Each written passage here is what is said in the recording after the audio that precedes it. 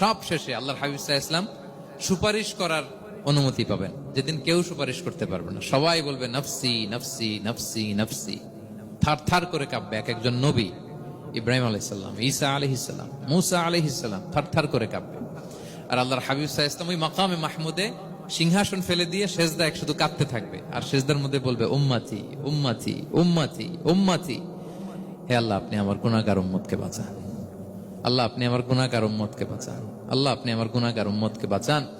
আল্লাহ তাআলা এটা সহ্য করতে না পেরে জিবরাইল আলাইহিস সালামকে বলবেন যে ওয়াসআলহু মা ইউবকিক, জিবরাইল যাও জিজ্ঞেস করো তো আমার বন্ধু এত কাঁদে কেন, কি চায় জিজ্ঞেস করো।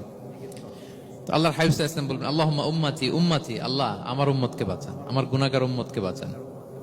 আল্লাহ তাআলা এবার জিবরাইল মারফত বলবেন যে ইযহাব ইলা মুহাম্মদ সাল্লাল্লাহু আলাইহি ওয়াসাল্লাম, যাও মুহাম্মদের কাছে যাও, ওয়াকুল লাহু, তাকে বলো দুনিয়াতে যেমনি কখনো কষ্ট পেতে দেই নাই, বারবার তাকে হ্যাপি করেছি, খুশি করেছি। ওয়া ইন্না সানুরদিকা ফি উম্মাতিকা ওয়ালা নাসুউক, আজকের এই কঠিন দিনেও আমার হাবিবকে আমি কষ্ট দিব না, তার উম্মতের ব্যাপারেও তাকে আমি খুশি করে দেব।